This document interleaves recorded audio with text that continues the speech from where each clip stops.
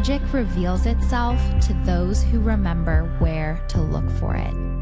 This is Magic Hour, and I'm your host, Taylor Page.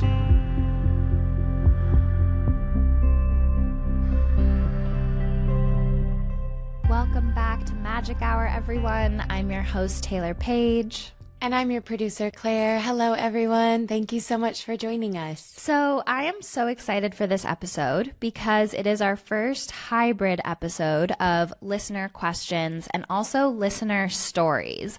And something about listener stories just feels so cozy to me. It's like, get your herbal tea, sit by the fire, or whatever, it's summer. Sit by the pool with your iced tea and just snuggle in and get comfortable, because there's something just so comforting and relaxing about hearing other people's stories of magic. It's been so beautiful and delightful receiving these stories, everyone. Thank you for sharing them. They're so touching and heartfelt and inspiring. So if you haven't sent in a story yet, please do. We love receiving them.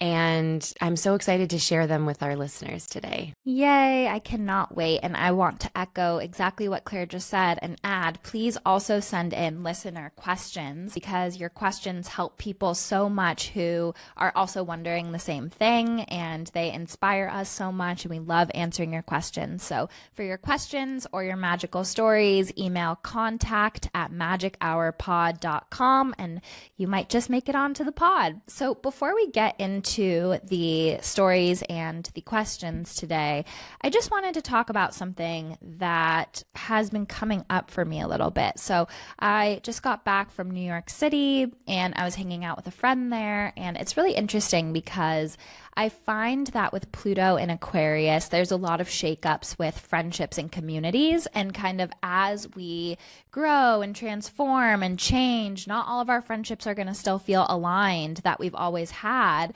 And it's this interesting moment where there's a shifting, and it makes me really happy when I hang out with friends that are old friends that maybe I haven't even spoken to in a long time, and we're on the same vibe. We're both growing. We're both inspired. We're both like, you know, it's just a relief. I'm like, okay, this is still an aligned friendship, because lately I feel like I've been going through a time where it's like new friends coming in, not feeling as inspired by other friends, like just this shake up. And that's just a reflection of our growth, because our friendships and community, speaking about the Leo season, Leo Aquarius polarity, it's like Leo is our authentic expression, our heart, our courage, our bravery, our passion, our ability to shine. And when we're in that heart-led space, then we can attract the aligned friendships and community that Aquarius supports. And without that, we will sort of lose ourselves in friendships and community because we're not shining our light and in our authentic heart. And that's really the lesson of the Leo Aquarius polarity. One of the lessons. There's a few. And so, yeah, it felt really great to connect with this friend in New York who, if she's listening, she knows who she is. And she's been my friend for like 10 years. And I was so scared, just not that I thought that we'd grow apart, but it's just been happening with some other friendships in parts of my life that I was like, oh, phew, not this one. Like, we are still on the same page.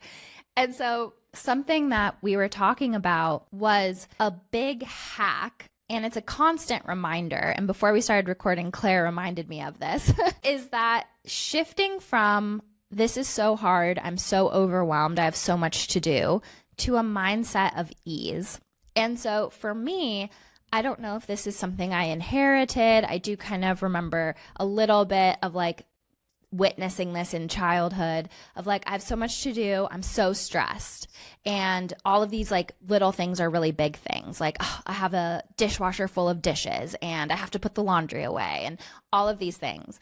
And I would go through my day and my life worrying about those things all day. And I've shifted, and I think Ari really helped me with this too. He's like, it takes like 30 seconds to do that. And like, that's what Claire was just saying before too, because we were talking about like nighttime routines. And I was like, oh, I already have such a long nighttime routine. She's like, it takes like extra 30 seconds. And so she reminded me of this and to talk about this. But I shifted and I was like, thank you so much for reminding me because I've been working on shifting to breaking things down realistically. Like, okay, the dishes are in the dishwasher, they take about 10 minutes to unload. And instead of stressing about that all day and like being in this victim mode of like, look at everything I have to do, how can we shift to maybe even just labeling it realistically? Like, I can give this task 30 minutes. And I can give this task an hour or breaking it down instead of letting it loom over you. And I am sort of a natural procrastinator. I am because I get overwhelmed. It's not that I don't care, it's that I get overwhelmed and I want to do a good job. And so I'll be working on it consciously or subconsciously so that when I get to the task, say I'm writing something or creating something, I already have it written in my head. But the actual sitting down and doing it, I stress myself out and I worry about it. But it's like, no, if I just sit here for one focused hour and work on this, it will most likely be done. And so I think shifting to this mindset of, no, it's easy and it just takes this amount of time. And it's like a similar concept of like the hardest part of yoga is just getting to the mat. And so it's all of the mental gymnastics that we do and the resistance that comes up that try to sabotage us and keep us from taking the aligned action steps that we know we need to make to be our higher self. And so I invite you to just try to break things down realistically by time, and it might be a lot less overwhelming and help you be in a mindset of, actually, it's so easy. It's really easy if you can just think of it as easy. And I love what you were talking about too, about how it's like I'm stressing about it all day. It's like the mental energy and time it takes to be constantly like stressing about, oh my gosh, I have all these things to do and this thing. Like, I think that probably takes up more energy than the task itself. And so how can we step out of that like worry mindset and just trust? I had a teacher years ago who said this phrase that's so simple, but it made so much sense to me. She was like, most of the times in life, you show up and you do the thing. And then you show up to the next thing and you do that thing. And it's like we're stacking all the things in this huge stack and looking at them and being like, how am I ever going to do this? But realistically, we only have to show up for one thing at a time mostly and just do that thing. And another hack I want to share too that recently happened to me, and this wouldn't apply to all these minor tasks, but the way I style my hair, I do like a blow dry, like a blowout. And it really takes 10 minutes, 12 minutes. It's really not that long. But it feels really daunting when I'm like, oh, and I have to do my hair tonight because I have to look good tomorrow, whatever. And the other day I had this like epiphany where I was like, I could put my little earbuds in and listen to music while I do it. And I had like a dance party in my bathroom blowing my hair out. And it just totally shifted this mundane task where I was like, where can I find the play and fun? Like putting on some fun music while I unload the dishwasher, or having a little dance party as I'm putting my laundry away, or listening to like, sometimes I'll listen to my like Harry Potter story while I'm putting my laundry away. And then I've noticed I'll almost like look forward to it because I'm like, ooh, I get to listen to a chapter of my book. So I think that can also help with these things of like, how can we turn some of the mundane tasks that we have to get to into like some sort of playful, joyful routine that helps us connect to the moment in a fun way as well. Absolutely. And that's a hack that as my Mars in Gemini, I just cannot do one thing at a time. I have to be multitasking. And so I have been listening to podcasts. I mean, you guys listen to Magic Hour while you're doing the mundane tasks and make them magical. Or, I've been listening to this book on tape, Philippa Gregory's The White Queen. And it's that whole saga. And it's been making me feel a lot closer to my mom because she like loved these books. It's like the Anne Boleyn and the Other Boleyn Girl, like those books, but it's before that. So I'm reading the series from book 1 and this is book 2. And so yeah, just like going on autopilot with the tasks and letting it be a time to enrich your mind or let your imagination wander really makes a big difference. And I could not agree more. I mean, I physically cannot bring myself to do laundry if I'm not listening to a book on tape or something. Yes. Yes. Yes, I love that. And so, yeah, we just invite you to, if something is a constant block and something that you're always worrying about, something that's bringing the life out of your day and making you just feel like, oh, I'm really not looking forward to this, This is just an invitation to maybe reframe the way you think about it and also find a way to make it more fun, even if it's giving yourself a reward for getting through it or whatever it is. Yeah, I love the reward thing. Like my friends have a thing where it's like we'll clean the house and then we get like a treat, or like, we get like a cleaning beer, like a cleaning cocktail, and it's like somehow that makes it a little bit more fun. And how can we make all of life feel more like a celebration versus like this like trudging mundane thing? It's like anything can be fun if we kind of choose it. Even coming back to the gratitude of like, how lucky am I to have a roof over my head, a house to clean, clothes to wear? It's like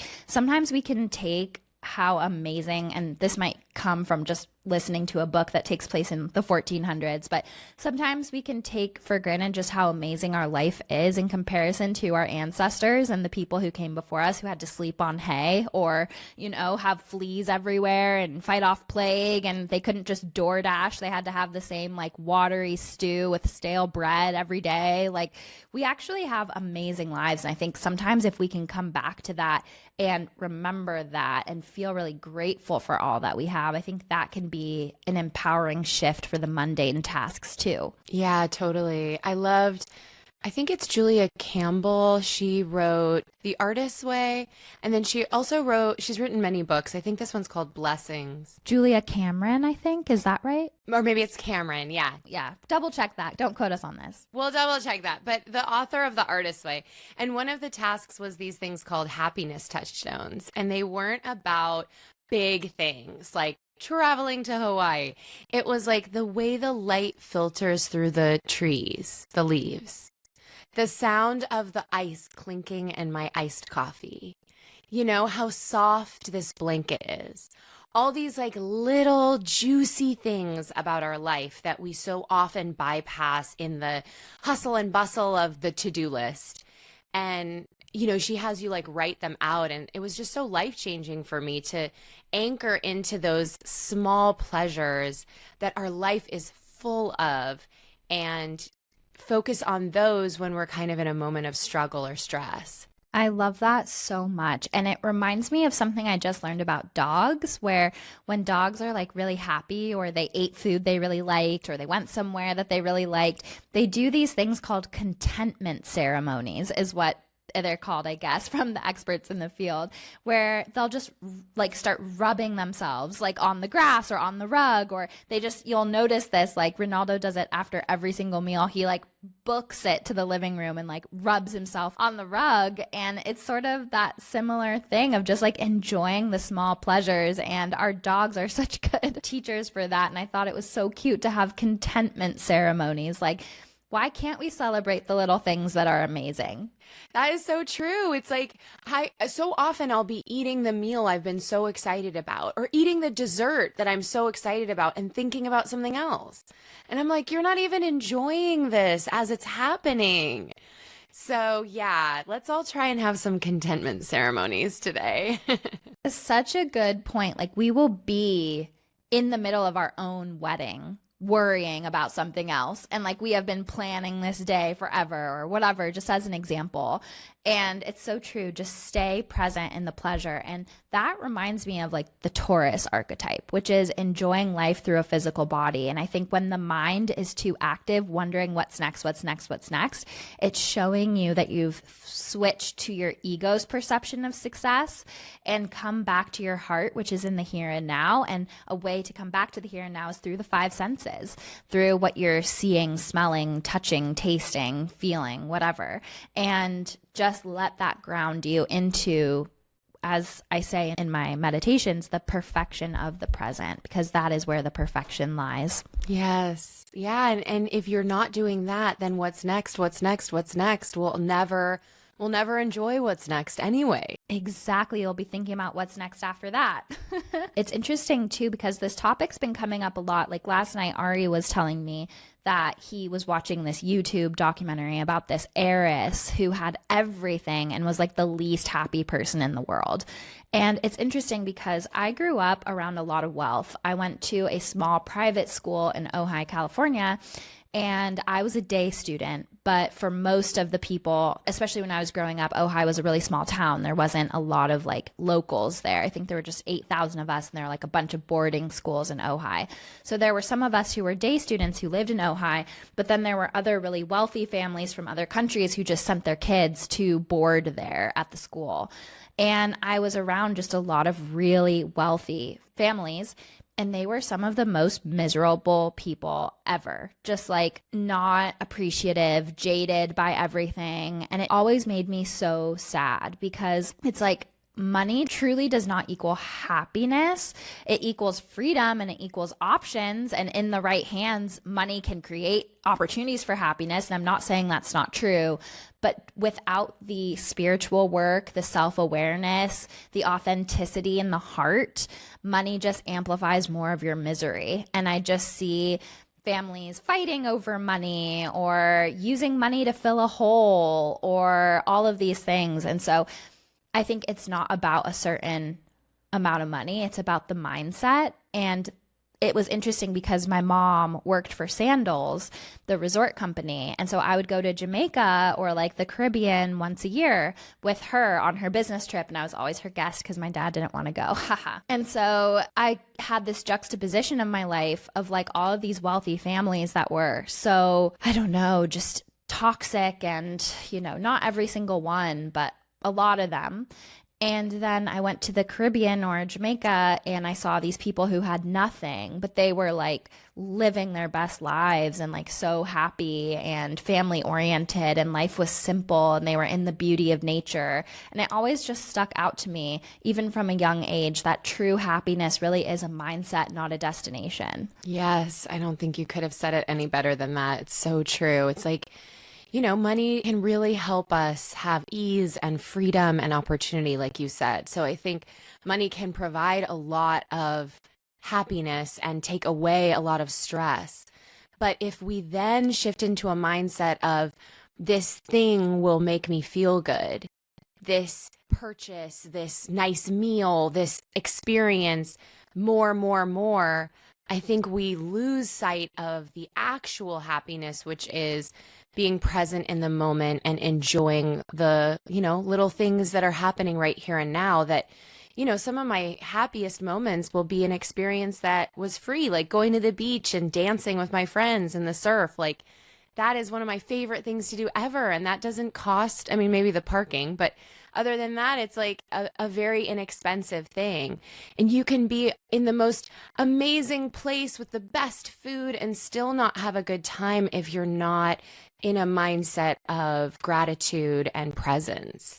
Absolutely. I could not agree more. And I think it's just hinting to that idea of like, it's not about the destination, it's about the journey. And the journey is life, and just enjoy it as much as possible. And if you feel resistance to that, or it feels like spiritual bypassing, then go to those messenger emotions that are trying to help you unblock so that you can enjoy and be grateful and be in the present moment. Because of course we all navigate things that are difficult and might, you know, make it hard to be like, I'm so grateful for the clothes on my back. So I'm not saying that isn't true, but I am saying sometimes we go through life on autopilot and we forget how actually supported and magical the things that we have in life really are. Yeah, even the experience of just feeling our body being alive in this moment.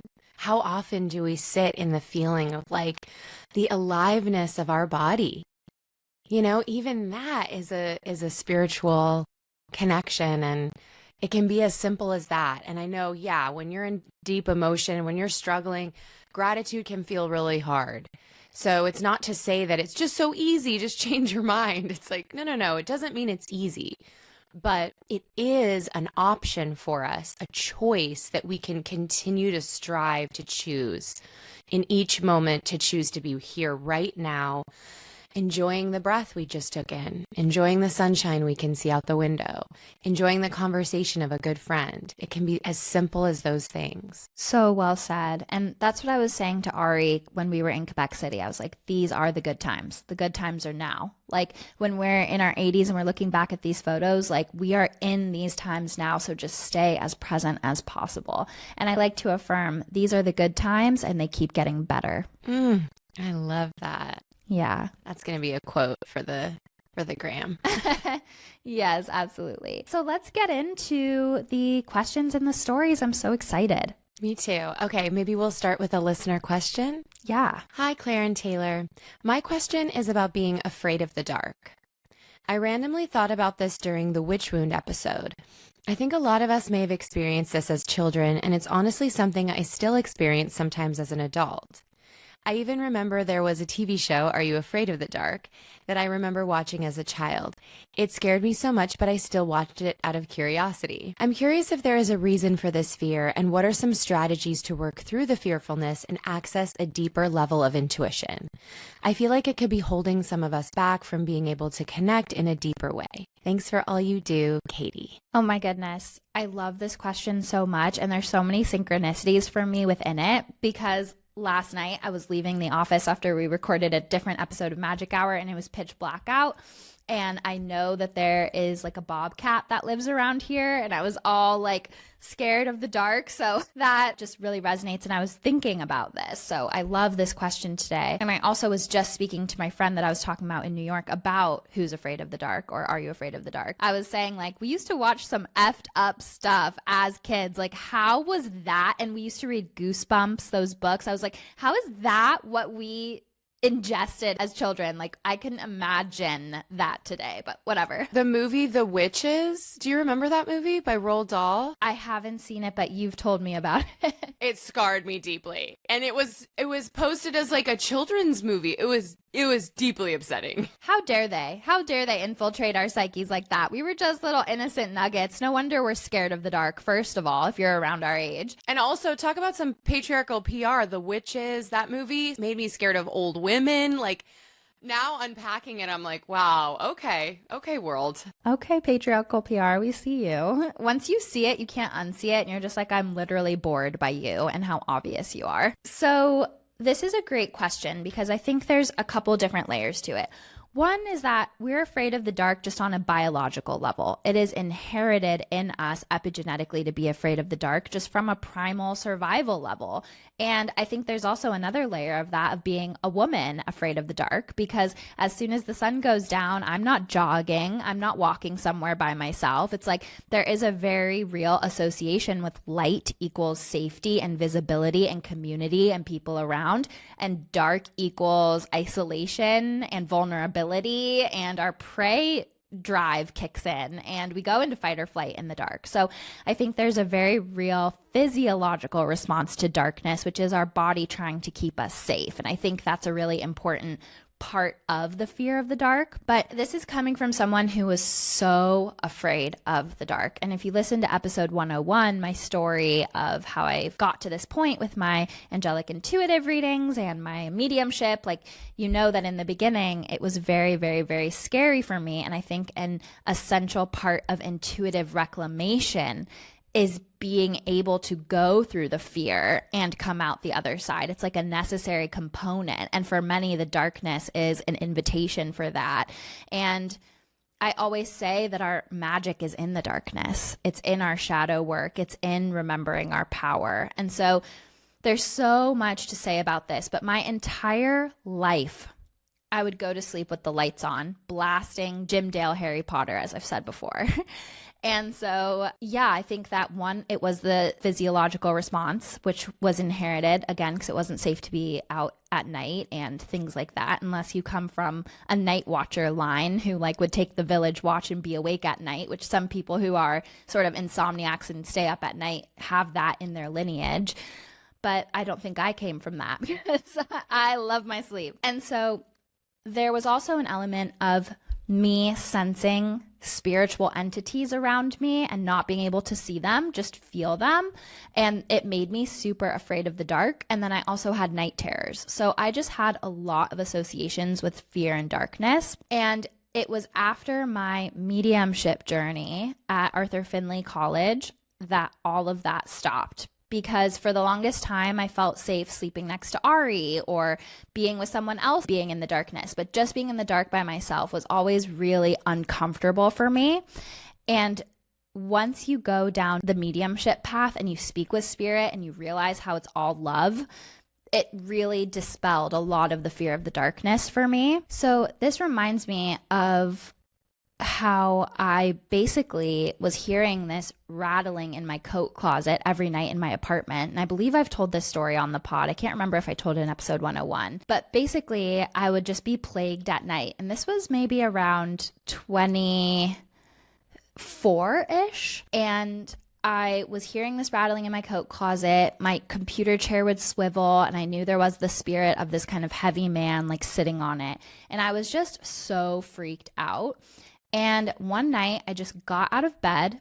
I closed myself in the closet, Sixth Sense style, as I say. And I just said, the scariest thing in this house right now is me.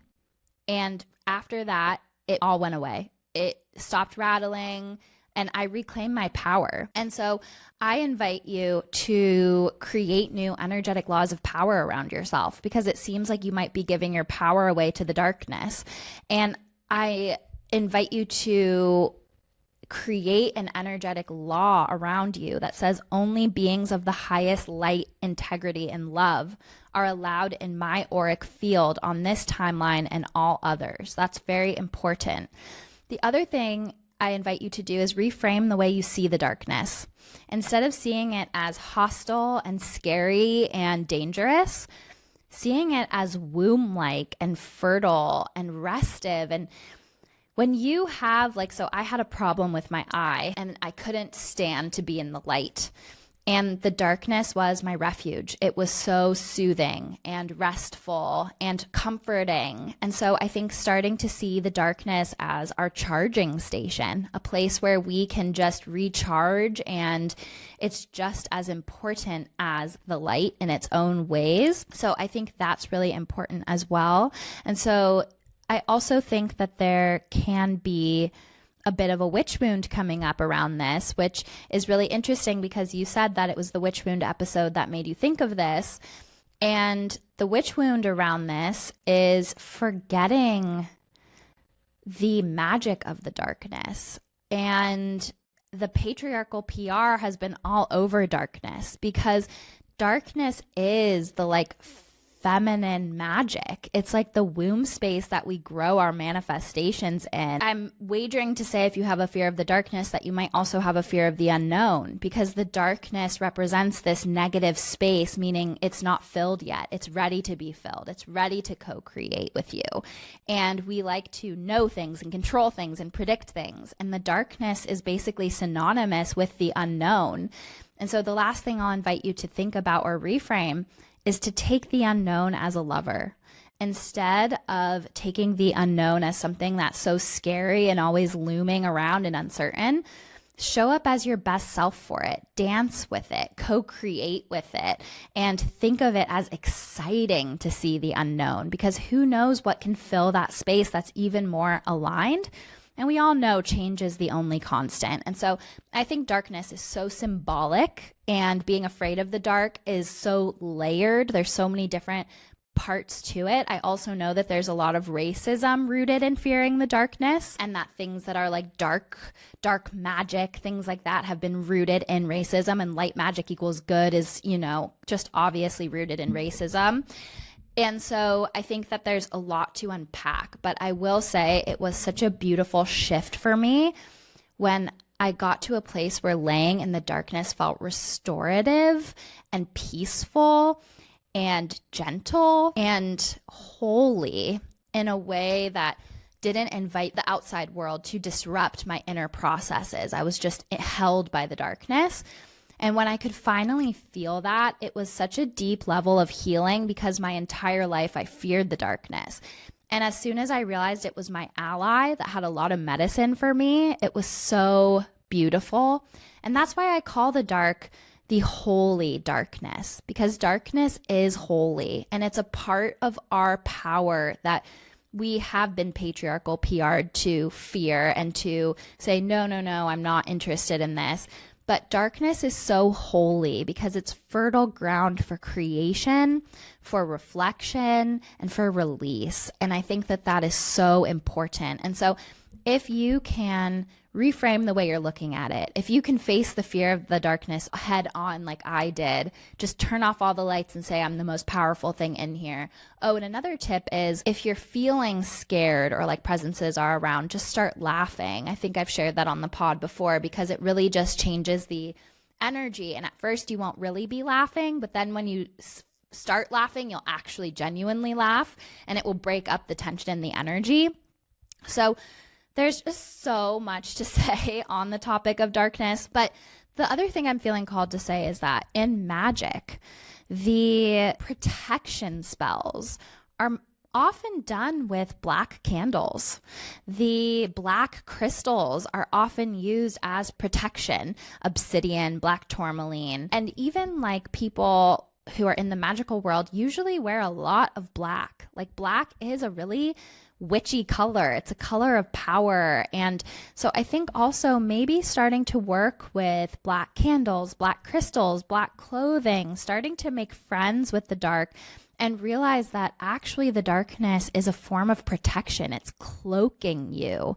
It's letting you be in this space where you're not visible, where you can just be recharged in your own energy. And there's something very special about that. I loved so much of what you said, and I'm going to really meditate on that and take that on. I am also someone who, this question really resonated with me because I'm someone who has struggled a lot with just fear in general and the darkness. And I had to stop myself from watching scary movies for years and still kind of do because my imagination is just so ripe and the darkness felt like a really scary place. But I love reframing it as this restorative, powerful, healing space. And, you know, we've talked about this for years, but your protective spell of saying, I am the most powerful being in this room. I mean, I do that all the time whenever I'm feeling kind of nervous or scared.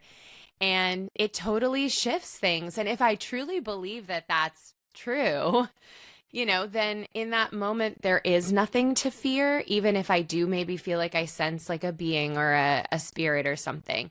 And so, yeah, I think when we have these fears around certain things like this, it's so important to shine a light on it and look at it and walk towards it. You know, that's something Lisa Lister was talking about, our guest from a few weeks ago. Like, if there's fear there, there's power there and information about how we can continue to undo some of the messaging that's been put upon us and reclaim our power. So I just loved what you said. Oh, yes. Thank you. And I couldn't agree with what you just said more. And I really just love the idea too of like thinking of the darkness as this cloak around you. And so when you're laying in bed and it's dark, imagine the darkness weaving into this protective cloak that's holding you while you sleep and keeping you safe. And this like beautiful, dark, restorative, fertile, womb-like space is holding you in this cloak. And it's nourishment, it's restoration, it's peace. And I think the reframe to that is really beautiful. The other thing I wanted to say is that it's okay to not like scary movies. I'm not afraid of the dark, but I also don't invite scary movies into my subconscious. I think that they are not helpful. I don't resonate with them. It's fine if you like horror movies, but I've never liked them. It's like my inner villain has enough to be getting on with without programming the most scary imagery in the world into it. Same. Yeah. The other thing is, and I loved episode 119 with Lisa Lister, and having two Scorpios together was really intense because we are the sign about darkness and power, and almost all of my planets are in the 8th house. And so when I was afraid of the darkness, I was basically afraid of myself because my entire birth chart is in the dark, basically in the 8th house. And when I was afraid of the darkness, I was afraid of my potential. I was afraid of the unknown, and I was afraid of my own power. And I was giving my power away, and I was sick, and I was in an abusive relationship and all of those things, and I was lost.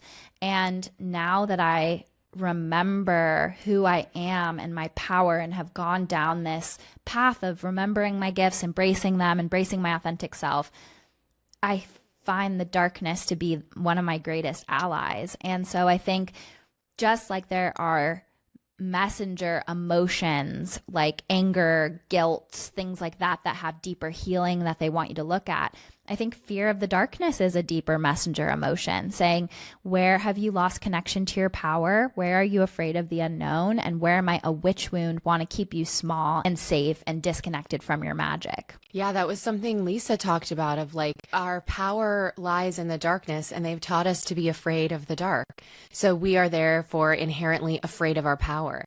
And what a great gaslighting tool that is, you know, for the patriarchy to tell us to be afraid of where our power resides.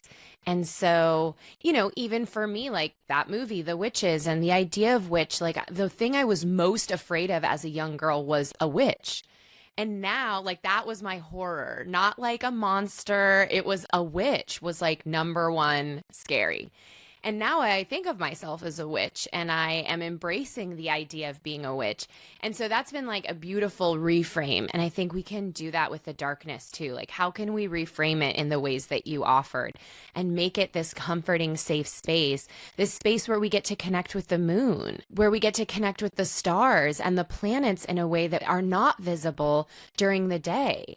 There is such a beautiful place. It's quiet in a different way. It's still in a different way. It's not busy like the daytime is. And so I think there are beautiful gifts within it, and it can be kind of thrilling to step into something that's been full of our fear and now say, no, I'm going to embrace it. Like you said, like as a lover, like taking the unknown as a lover. I think we can do that with the darkness as well. Absolutely. Absolutely. I see the darkness as like a grandmother energy, just like holding us and like rocking us to sleep and protecting us in her energy. And I also wanted to say that sometimes when we have really strong aversions to something, it makes me wonder if the time of year associated with that thing might be a time to heal it or bring up the trigger around it. So the darkness is associated with the winter solstice. That's the darkest night of the year. And on the wheel of the year, it's in Capricorn, the first day of Capricorn season. And so where might there be an aversion to the winter months, the colder months, when it starts to get darker out sooner and when there's less light? That might be a really fertile time for you to reprogram this and do some of this work. And sometimes I find that people who have really strong aversions to something might feel it in those seasons of the year as well. Yeah, that makes a lot of sense. Okay, cool. So let's go to the next one. Okay, should we maybe do a listener story now? Absolutely. Okay, great. This story is from Olia. I hope I didn't mispronounce your name. It's a beautiful name. My best friend and partner, Andy, died 11 years ago of cancer. We've been friends for a while before we fell in love. When we were falling in love, which happened mostly over the phone since I was on the East Coast visiting family and he was in San Francisco, he told me his spirit animal was a turtle. I told him mine is a bird. And we started signing our love notes letters to one another, bird and turtle. We're both total romantics, and I suggested when I return from my trip that we meet at Tilden Park in Berkeley. I would start out from one end of the trail, and he'd start out from the other, and eventually we'd meet up somewhere in the middle. So on the day he started to walk out to meet me, he passed by the pond there, and he saw the most amazing sight. Sitting on a log in the water was a beautiful great blue heron, and as if that weren't amazing enough, sitting right beside it was the biggest turtle he'd ever seen. And they were looking right at each other as if gazing into one another's eyes. Recently, I read the book Signs by Laura Lynn Jackson, which really opened my mind to the possibility of life after death. And I took a trip to San Francisco to attend Frida Salvador's Mother Days podcast and Broad Ideas podcast event there. Both podcasts I recommend, as well as the Magic Hour podcast. Thank you. Anyway, I took a wrong turn while driving around Golden Gate Park, and I asked Andy's spirit to help me navigate. He loved to drive around San Francisco and knew his way around very well. And then I instinctually took another turn and looked over, and there was a great blue heron standing completely still by the side of the road, as if it were just waiting for me. I parked, got out of the car, and walked over to it, and it let me get very close and take some photos before it moved away. Thank you for sharing the magic and encouraging us to share as well. Love and light, Alaya. That is such a beautiful story. Side note, I was a guest on the Mother Days podcast, and I love that podcast so much. I love Sarah and Teresa. Wow, that is such a beautiful story. Thank you so much for sharing. And I love this story because it's twofold. One, her angels and guides and his angels and guides were showing the union of these two different creatures coming together in love, a turtle and a bird, and they saw that while he was still living. So it shows that even, magical signs can happen when you're with an aligned partner and they're still here as well. And then 1,000,000% him redirecting her to that heron. What are the odds of just a blue heron on the side of the road? And I used to have the neighborhood I lived in Ojai had some blue herons, and there was actually a street called Blue Heron in our neighborhood. They're the most majestic, graceful, beautiful creatures. And so I'm just so touched by this story. And it's also beautiful because it's such a clear sign that he can send from the other side that she will immediately recognize. I know.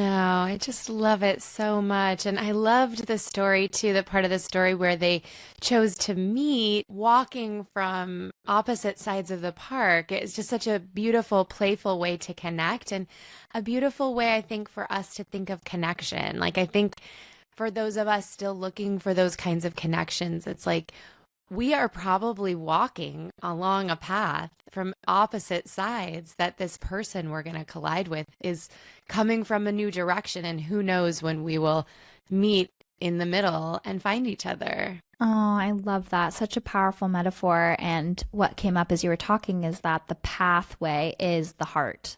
That when you follow your heart, you are on that pathway. And when they follow their heart, they're on that pathway. And there's no choice but to collide in the middle of that heart path. So beautiful. So beautiful. I love that. Thank you so much for sending that in. Okay, let's jump to another question. This question is from Hope. Hello, Claire and Taylor. Thank you for the wonderful podcast. I look forward to the new episode every week. Thank you, Hope. I have a question for you that might benefit the whole community. What is the significance, if any, of last words before death? Specifically, unexpected last words. And in readings, does Taylor ever feel or hear explanations for last words? For context, unfortunately, my uncle passed away this week. It was sudden as he was in good health. At 81 years old, he lived a long, remarkable, and spiritual life. My aunt said he wasn't feeling well all day. He took a shower before bed. When he came back into their bedroom, he wrapped his robe around his body tightly, said, "Uh-oh," and collapsed. Perhaps passing on before even hitting the floor. My family and I are caught on the uh-oh. Thank you for considering answering this question on the podcast. Grateful for you, Hope. Oh, thank you for this question, Hope. So this is something that I'm not super versed in, but I do have a perspective that I'd like to share. So last words are sort of tricky because often right before we pass, our soul is already a little halfway out, or our loved ones on the other side are already reaching for us. And so to me, I wouldn't get too caught up on his uh-oh, because that's almost like the body's last words, not the soul's. And so sometimes last words, when they're fear-based, or it's often tied to people who either have religious trauma or fear, or sort of these beliefs about what the other side might be, or fear of death. And so the last words are sometimes not able to connect with our true consciousness because we're in transition. That being said, it's no one size fit all. Maybe you have somebody on their deathbed whose last words are, "I love you," or "thank you," or something that is very wholesome. And that's really beautiful. But if you have somebody whose last words are based in fear, I think that's more of a reflection of their relationship to death, or their relationship to what they perceive death to be. It's not saying like his soul isn't safe or he didn't transition to the other side. Like, I really don't believe that or feel that. And what I can say is that no matter what the last words are, when I connect to your past loved ones in spirit, they're there. They're on the other side. They're with their people in spirit. They're there to talk to you. So I really believe that our soul passes on to the other side with ease and with the help of the people that we know on the other side as well. And so I wouldn't let you and your family get too caught up in that. It's most likely just, sometimes we say things without thinking. And right before we pass, that's most likely what happened, was just this knee jerk, like his body was giving out and he knew he was going to fall. And so I wouldn't overthink that. And I just know that he will send you signs to let you know that he's okay too. So don't get too caught up on that. And something that you've talked about when you connect to past loved ones in spirit is that they do often have messages, that they're not just showing up to be like, hey, I'm here, but usually they show up for a reason to pass along a message. Like when you connected with my grandfather years ago, he had a very specific thing to say. He wanted to share that he was proud, and also he wanted to share an apology. And so I think that is really comforting and beautiful to know that if there is something that he needs to share, that he will probably find a way to do so, either with comforting signs or synchronicities, or if you are able to connect with a medium like Taylor and get those messages. If there is something that he needed to share, he will probably find a way to do so. Most definitely. And what I heard as you were just talking is that the last words of the body are not the last words of the soul. And we do not die with physical death. We go on in a new form. So those aren't really the last words. They're the last words of the body. But the spirit and the soul will continue to speak a new language to you in a new way. And there are no last words, because that connection of love is endless until you reconnect on the other side. That's such a lovely way to think of it, that there are no last words, that this is not the last moment of connection. It is maybe on this physical plane, in this physical form, but that we extend far beyond this experience. And so we aren't losing someone completely when we lose them from this physical plane. Yes, it's the last words spoken through the physical body, but it's never the last words through the soul. We always keep speaking, just in a new language, and it just takes a moment for us here still in the physical to learn that and recognize that and speak back. A very good question. Okay, should we move on to another story? Yes. Okay, great. This is a story from Victoria. Hi, Taylor and Claire. Thank you for hosting such a wonderful podcast that spreads joy, love, and of course, magic.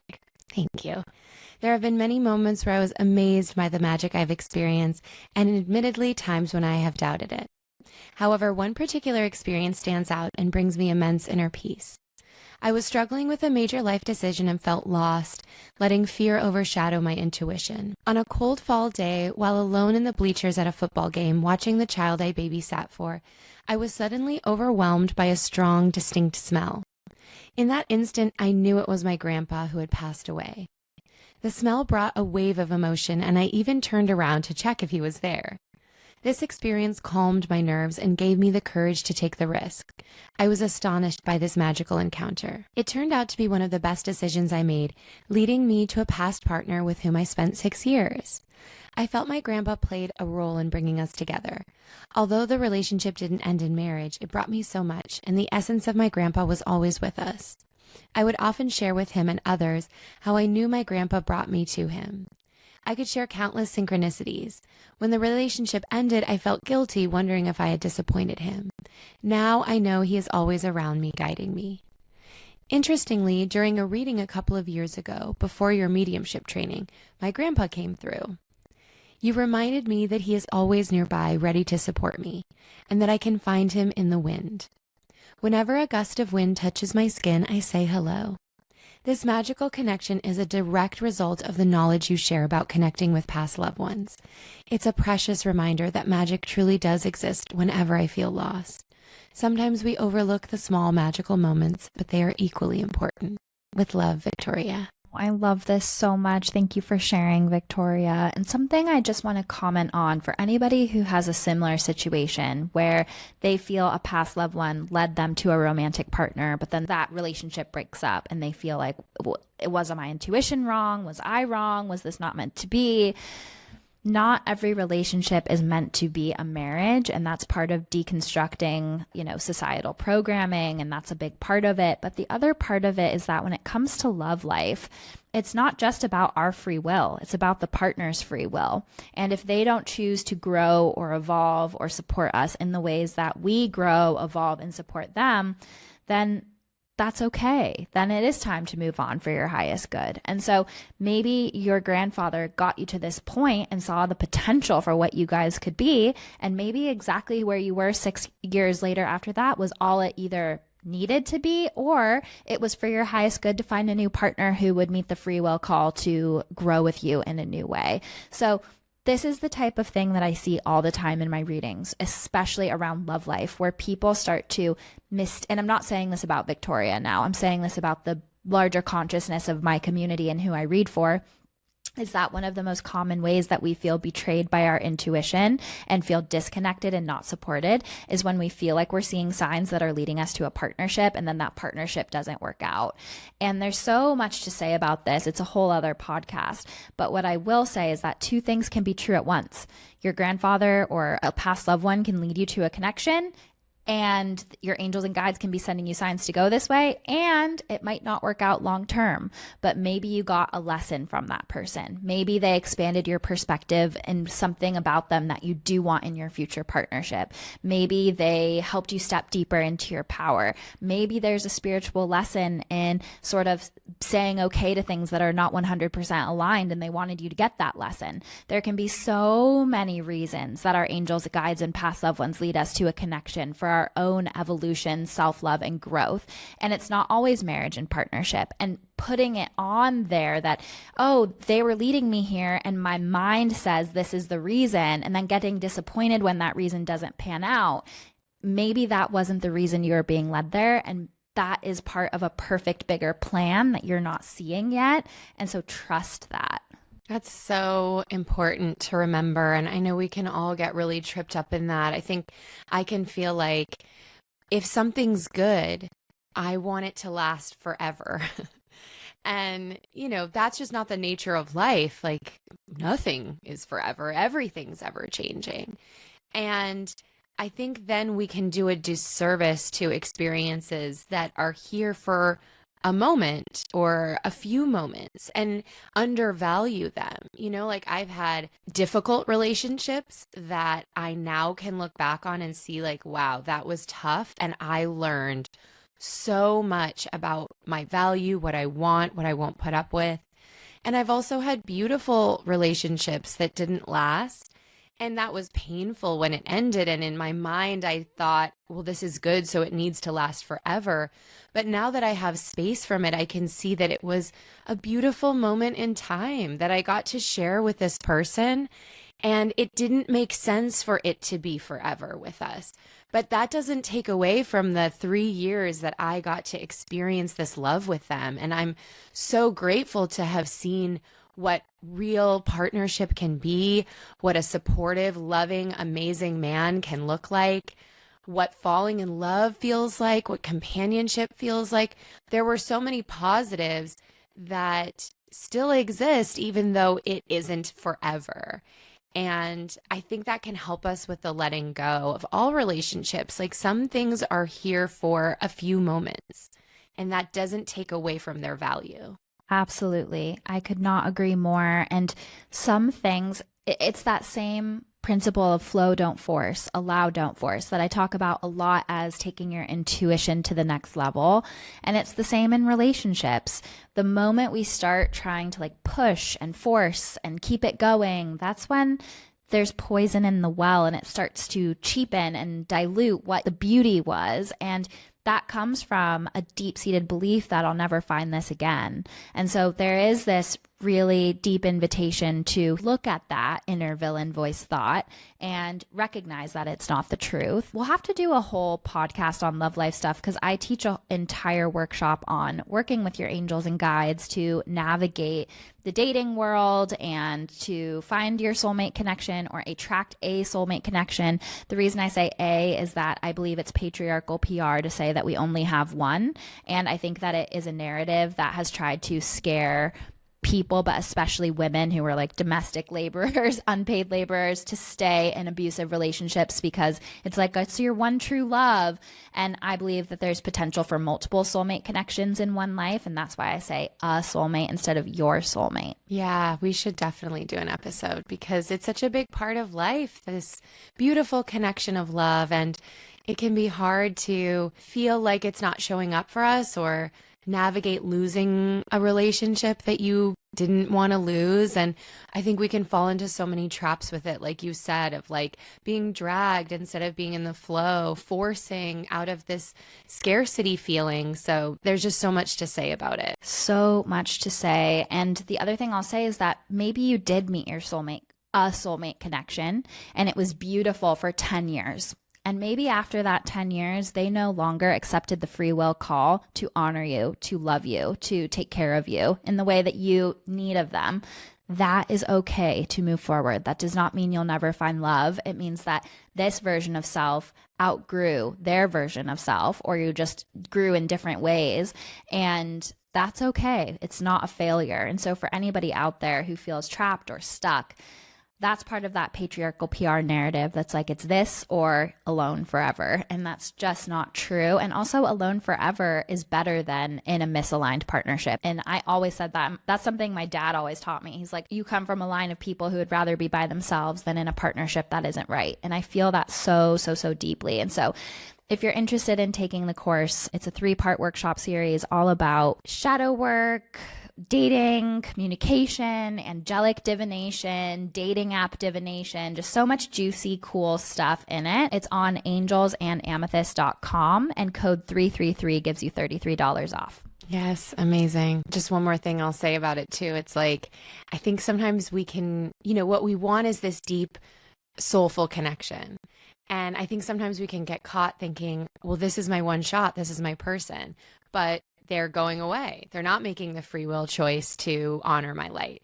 And if we can reframe it of like, well, you are being led to the thing you want. This isn't it. You think this is it, but choosing this would stand in the way of that. And where can we embrace that? Going back to that analogy of walking down the path until you converge with a soulmate connection, these are invitations to detour. Invitations to lessons in scarcity consciousness, victim consciousness, reclaiming your full power, knowing your worth, knowing what you deserve to get you back on the path. I love that. Okay, do we have time for one more question maybe? Let's do one more. Okay, great. This question is from Teresa. I feel spirits around me when I am in acupuncture sessions.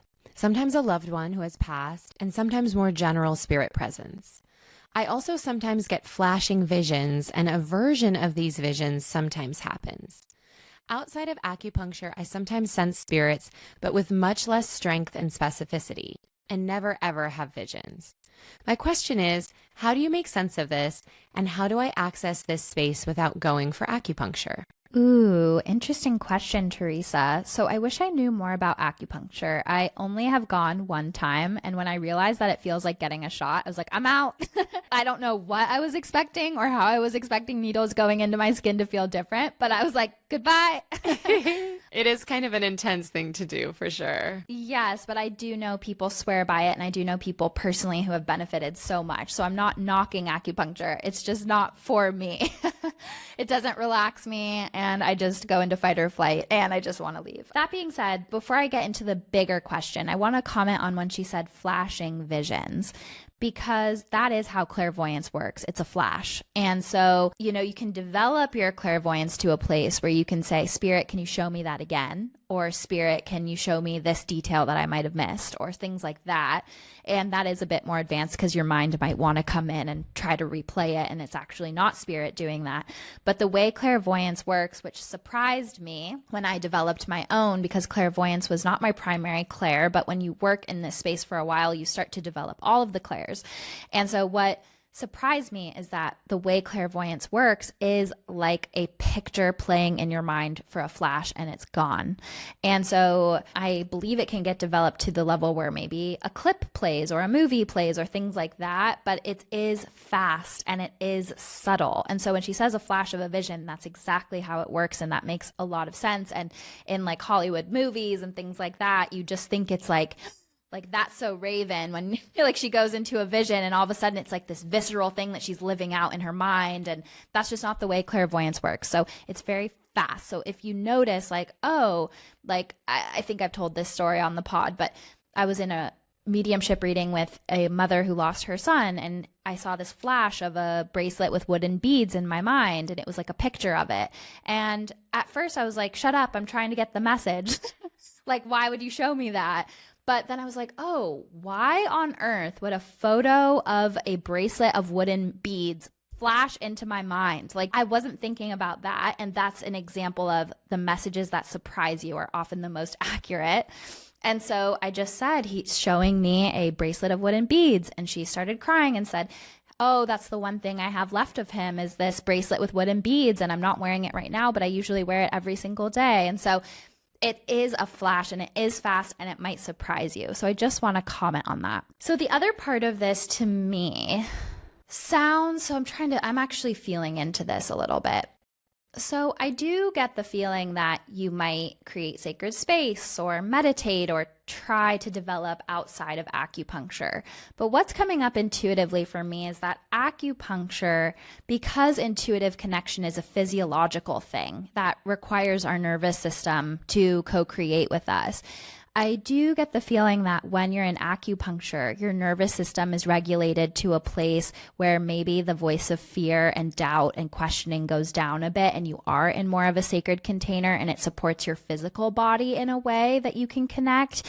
For some reason, I'm also getting a feeling that there might be a spiritual energy of the practitioner and that you might be raised in vibration when you're around them. So I do feel like there's something there. That being said, it just seems like it's an invitation to maybe before you go into sacred space where you're looking for connection, to do something physical. Your angels and guides are showing you the roadmap to your brand of connection, at least here and now. And that is doing something to distract, soothe, calm, give your body something to sort of chew on so that your mind can go and your psychic senses can go to another place. So I would recommend doing something physical and then going into meditation or sitting with your angels or pulling a card. So starting to show your nervous system that you're in a place of connection. And so for me, I used to light a candle before all my readings, and that's how I showed myself the sacred space is open, angels and guides, you're welcome, let's go. For you, maybe it's something more physical that shows that the space is open, and maybe acupuncture is a roadmap for you to see that.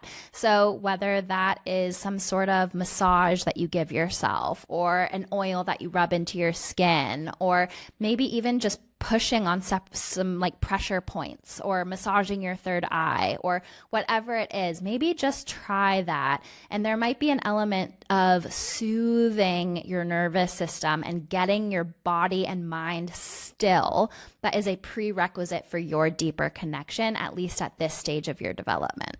That makes so much sense too. Like, our body is an anchor point kind of for connection in every way, connection to the physical realm, and then also connection to our emotions. And so, yeah, I think that could be a way in. And Teresa, I would also highly recommend you listening to the Arthur Findlay College episodes, because Taylor really goes into and breaks down like what the experience is for her when she's getting messages and connecting. And it really surprised me. I think I also was imagining that it was like either this like full picture storybook in her mind, or that spirit was coming to her and being like, hey, Taylor, it's me, Greg. And I was her grandfather and I really loved, sunflowers. And apparently that's not exactly how it's going.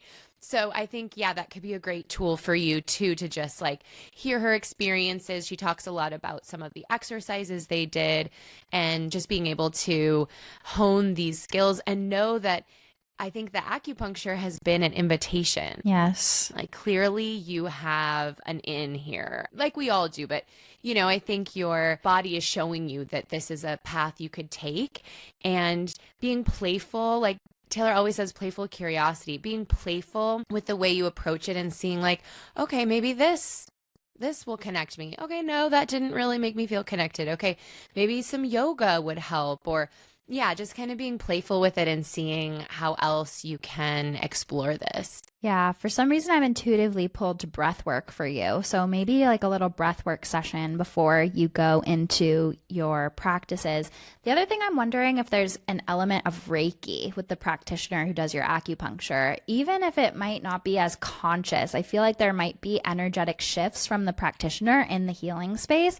And I know like my friend Annalise, who's a Reiki healer, she gets visions and she gets messages. And so sometimes when you enter into a sacred healing space with another person, it's telling your team like, hey, I'm ready and I'm focused and I'm not in the hustle and bustle of my everyday life. I'm in this container ready to receive. And then once we get used to that, where it's like every acupuncture session, something happens like this, then it's like your angels and guides are like, she's got the memo, guys, like full steam ahead. She's paying attention. And then it might be a sort of unspoken contract between you and your angels and guides that this is where you get information, and it might be strengthened by your expectation of that.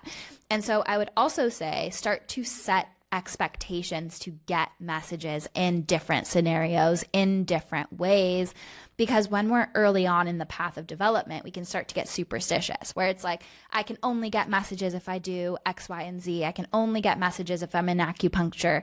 And so push yourself and surprise yourself. And the other thing I want to say about this roadmap that acupuncture is providing for you is that there's an element of another person involved. So maybe instead of sitting by yourself, it's also showing you that being with someone who is like-minded or spiritual as well, or holds healing space, is also a way that your team likes to work with you and that you guys can bounce things off of each other. So when we have moments that are like a snapshot in time that we felt powerful, awake, and that our intuition was strong, look at the circumstances of that situation. And often there are keys and codes for you that you can work with to recreate that, not from a superstitious place, but from an adventurous, playful place. And that doesn't mean you have to do those things every time, but that it might help get the ball rolling for you. I love that. It sounds like you're going to be on a really fun adventure with it, Teresa. Please keep us posted. Yes. Let us know if you have any new experiences with it, or if any of this advice helps. Like, we would love to follow up with you and hear how it's going. Absolutely. And for anybody whose story or question gets played on these episodes, we love to hear your feedback. And a few people have written back from that. And it just means the world to us because we love you guys. Yeah, it's so magical to hear from you and know that you are listening and that this is helping you or inspiring you. Because for Taylor and I, it's such a joy to get to do this. And we're having a great time. So it's wonderful to know that the offering is being received in the way that we're intending. Absolutely. So like I said at the top, make sure to keep sending in your listener stories and your listener questions to contact@magichourpod.com. And this has been our August listener question story episode. And we'll see you again for an episode like this in September. But now let's transition to Sitting with Spirit.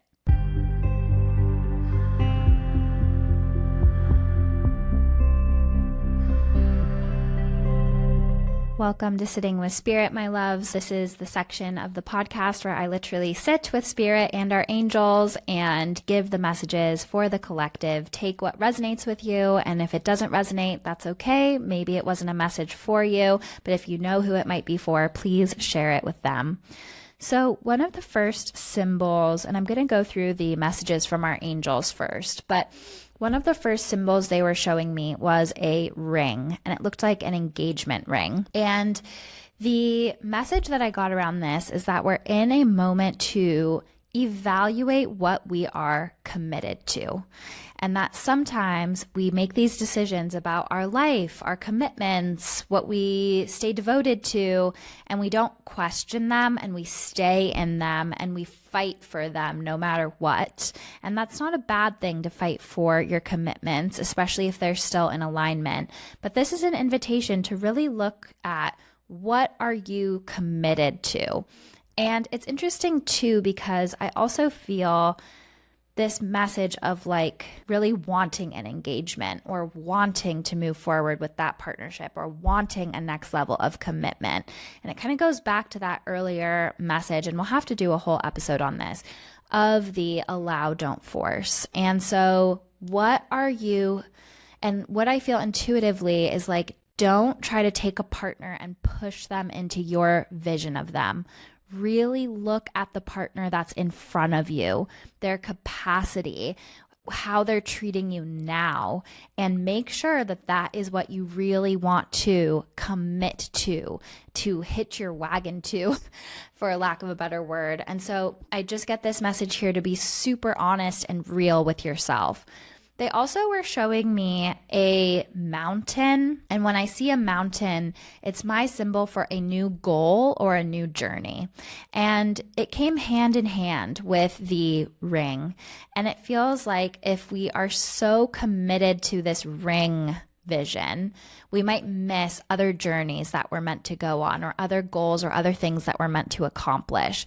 And when I saw this mountain, I felt like we were in a collective time of like goal setting, of choosing something new, of going on new journeys, of going on, and this really felt tied professionally as well, but it can be in any area of life. And I just got this feeling of like, it's time to be so true to ourselves about what our goals are, what we want to accomplish, what we want to do, and to climb the mountain. And so I get this feeling of this push-pull between where our soul wants to go and maybe what we are trying to force commitment to, and to be really brutally honest with what we are energetically tying ourselves to and what we subconsciously tell the universe we are worthy of. And then it switched to such a beautiful image of this cauldron.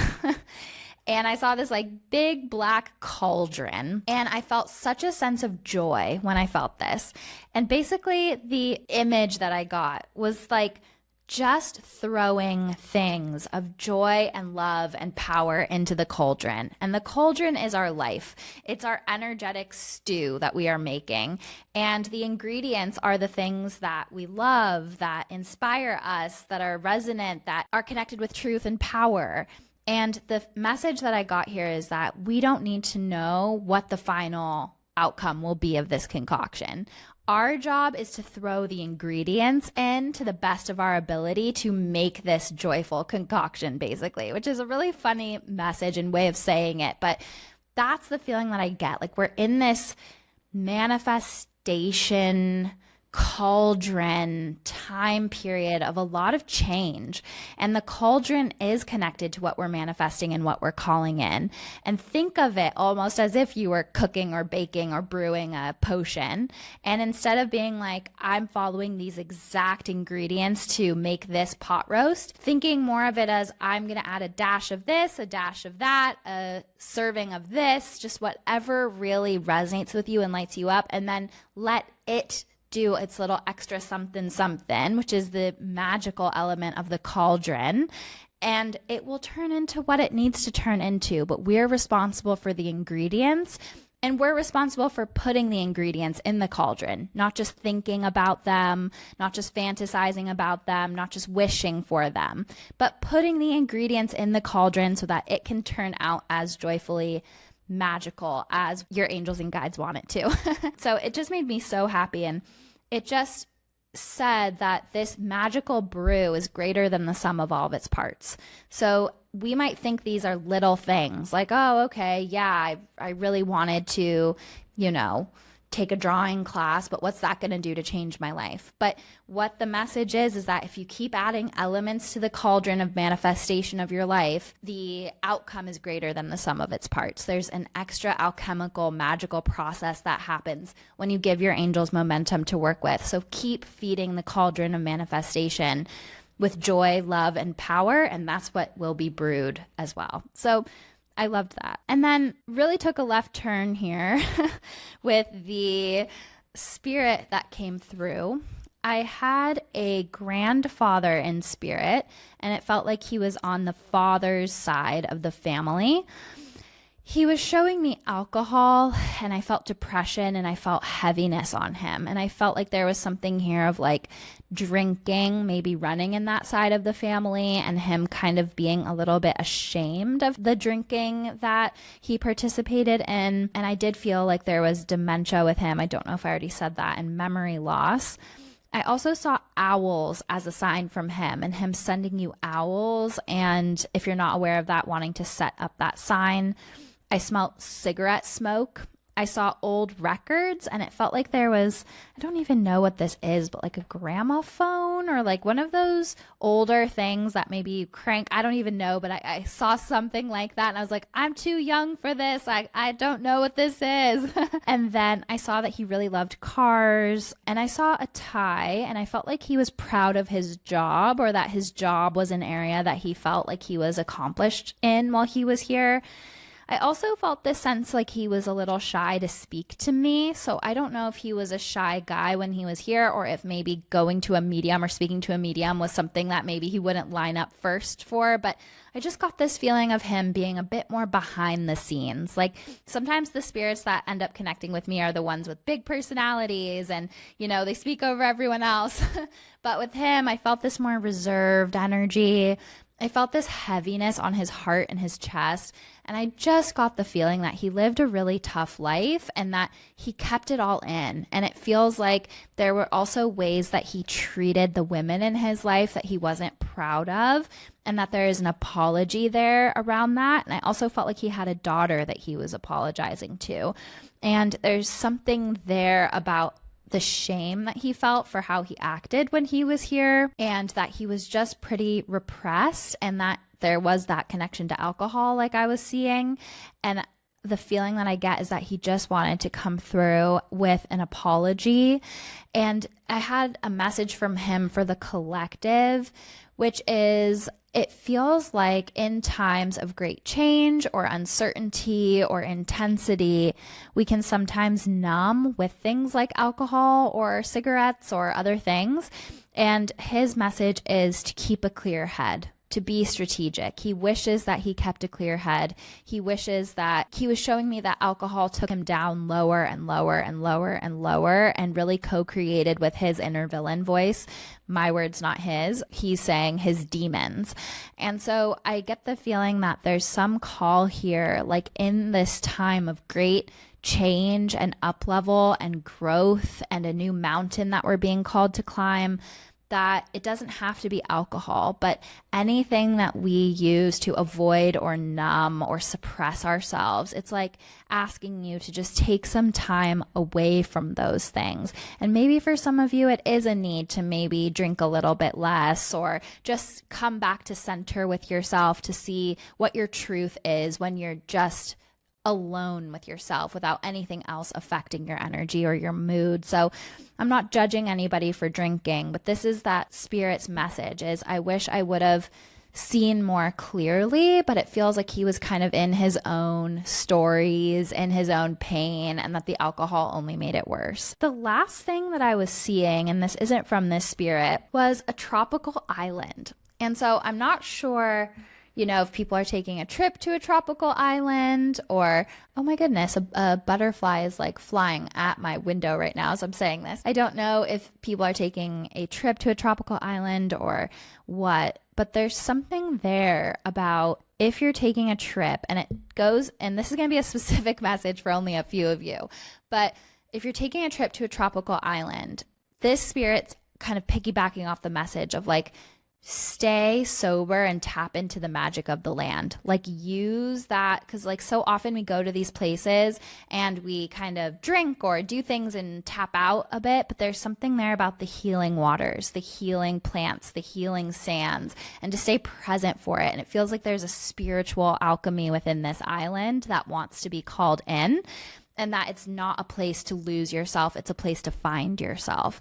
And so even if you have been thinking about taking a trip, I do get called to this island and sort of a unplugging, a call back to yourself and to find yourself, not lose yourself, like they said. So that is the messages. Those are the messages that came through. Claire, anything you want to add? Well, I would love to go to a tropical island, so maybe this is my sign to go do that. Yes. But I really loved the image of the cauldron of our life. I think lately I've been getting a little bogged down with all my responsibilities and my obligations to others, which are super joyful. I spent a lot of time with family recently, which I love, but you can really feel at times that you're extending yourself to your obligations and the people in your life and kind of forget to be feeding the cauldron of your life with your joy and what lights you up. So that was really a great message for me to recenter on that now that some of the dust has fallen with all this family stuff. And now I can get back to what's lighting me up. Yes. And I just love that visual of like, it's not up to us what we brew, it's up to us what we throw in the cauldron. Yes. And some things are in our control, other things aren't. But what is in our control to throw into the cauldron of this magical potion that is being brewed for our life? Yes, I love that so, so much. So beautiful. Well, I love you all so much. Thank you so much for tuning in to Magic Hour.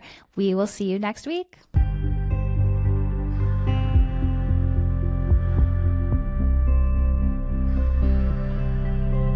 For more information on Taylor and her work, go to angelsandamethyst.com or connect with her on Instagram at angels_and_amethyst. She is the one verified account with this name and will never DM you for a reading. If you have any questions about intuition, spirituality, angels, or anything and everything magical, please email contact@magichourpod.com.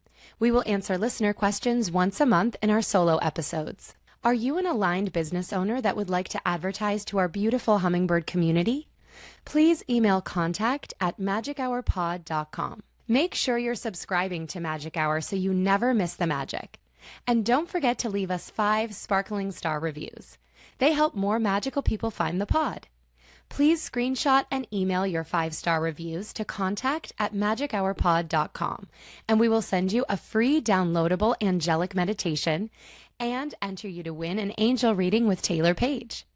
The next giveaway will happen when we hit 111 5-star reviews. Thank you for listening to Magic Hour with Taylor Page. Remember, you are magic.